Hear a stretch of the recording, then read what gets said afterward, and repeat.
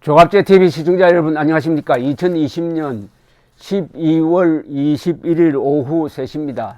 어제 안철수 국민의당 대표가 대통령 후보 꿈을 접고 서울시장 선거에 나오겠다고 선언을 한 것이 여야 정치권에 상당한 파장을 일으키고 있습니다.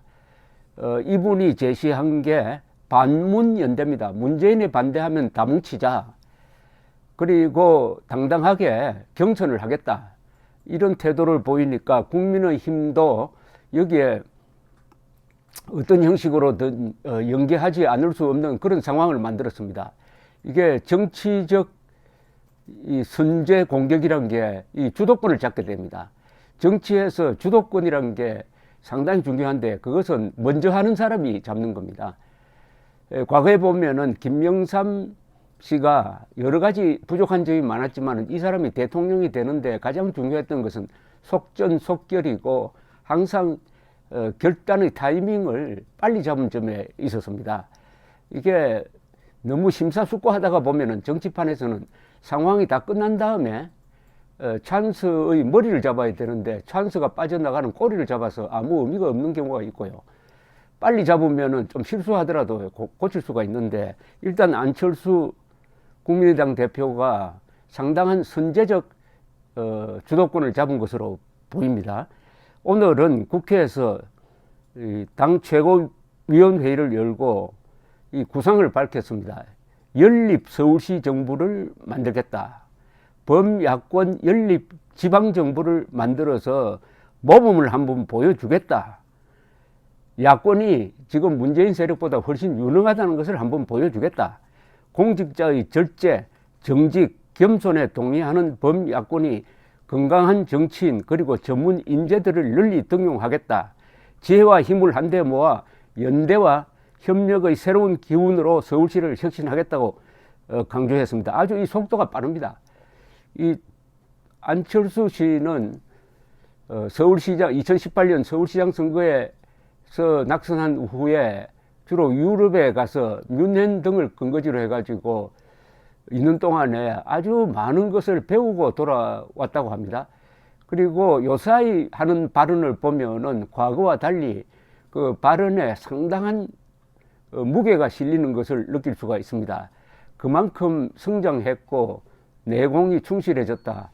10여 년 전에는 간첩이 어디 있느냐, 빨갱이가 빨갱이 이 세상에 어디 있느냐 하는 말을 해가지고 비웃음을 사기도 했지만은 일단 이분이 정치적으로 성장하고 있다는 것을 확인할 수 있는데 어제 출마 선언을 계기로 해가지고 이제 그동안에 침체했던 야권 정치판에 아연 활기를 띠게 되었습니다. 자, 그러면 국민의힘이 여기에 답을 내놓아야 하는데 앞으로 경선 범야권 단일 후보를 어떻게 만들어내느냐가 이제 남게 되겠습니다. 이 안철수 후보가 국민의힘으로 입당을 해가지고 거기서 경선을 한다? 이건 조금 입당이 아니라 합당이면 가능할지 모르겠습니다. 국민의당과 국민의힘이 합당하면서 뽑는 방법이 있을 것이고 아니면은 국민의힘에서 후보를 뽑고 그 다음에 안철수 씨와 1대1 대결 구도를 만든다든지 등등 그건 아마 고민하고 있지 않을까 생각이 드는데 이게 좀 흥행 효과를 올리려면은 저 미스터 트롯 방식으로 하는 게 좋지 않을까 하는 생각도 하는데 이 현실 정치판에서는 역시 제약이 많습니다. 그리고 무엇보다도 시간이 길지 않아요.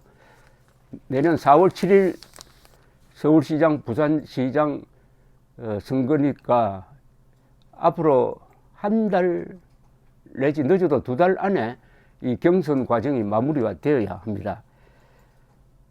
안 대표는 오늘 이런 이야기도 했습니다.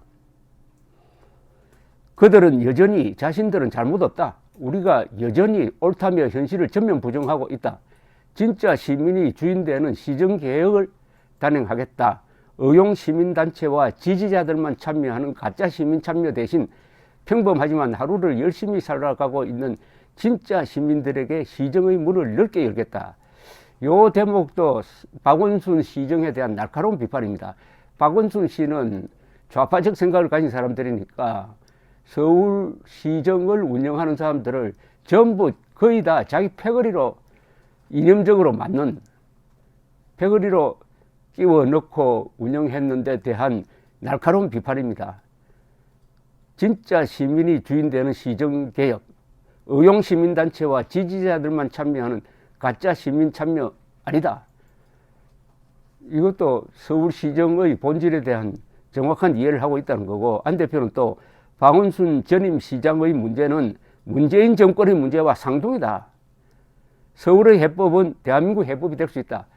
즉 서울시장 선거지만 이게 사실은 2022년 대통령 선거의 전초전이 될 수 있다.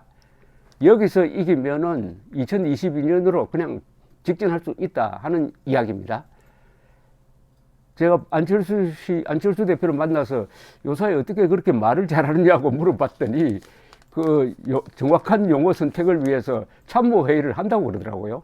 오늘 이 나온 말도 상당히 뭡니까 이게 파괴력이 있는 말을 하고 있다고 생각됩니다.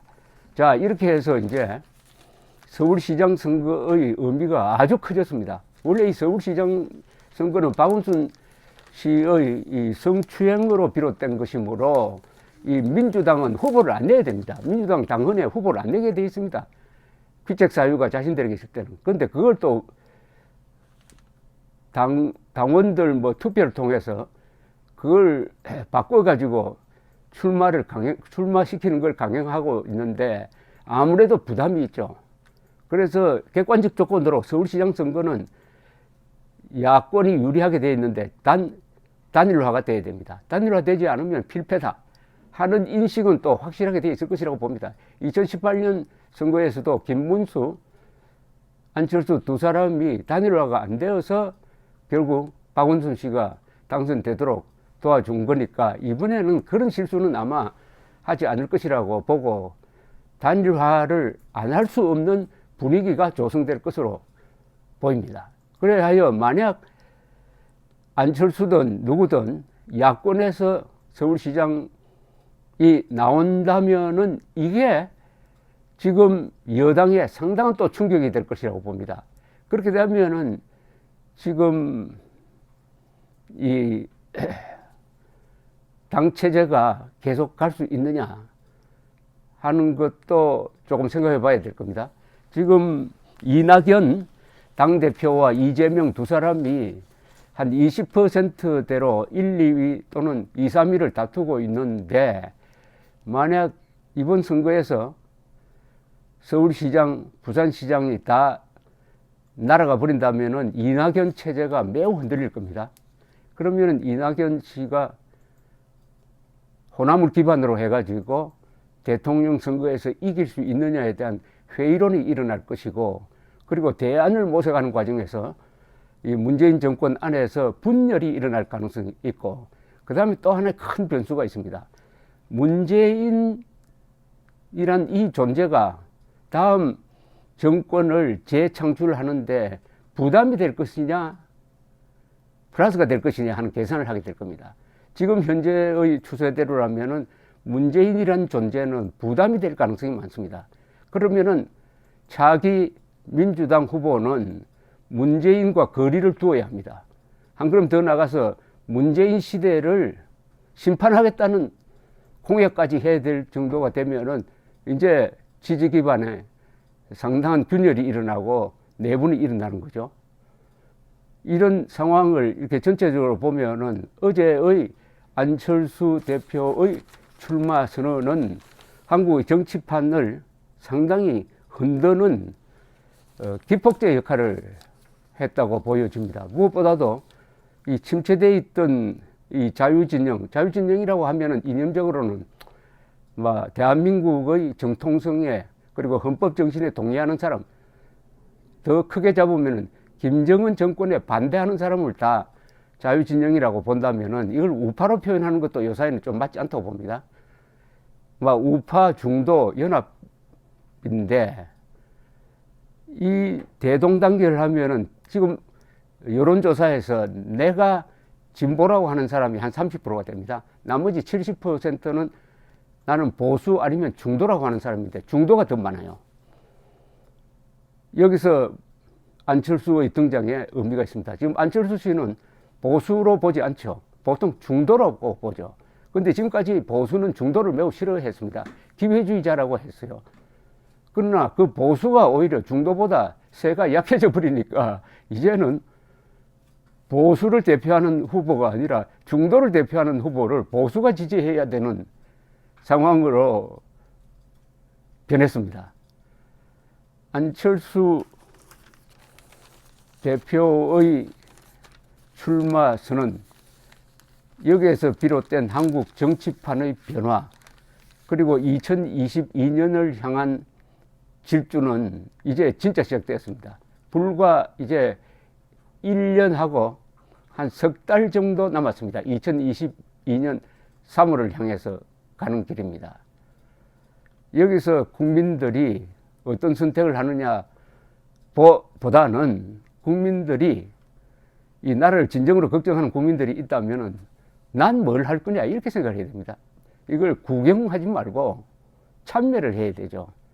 구경은 뭐 누구나 할 수가 있습니다. 어떻게 하면 참여를 할 것이냐. 그러면은 안철수를 지지하면은 안철수 지지를 위해서 나는 뭘 할 거냐. 손발로 할 거냐, 지갑으로 할 거냐, 그리고 SNS를 통해서 할 거냐 해가지고 이 나를 걱정하는 사람들이 왕창 이 선거 프로세스에 참여를 해야 됩니다. 참여해야 역사를 만드는 거죠. 역사는 구경꾼들이 만들지 않습니다. 역사는 참여자의 몫입니다. 감사합니다.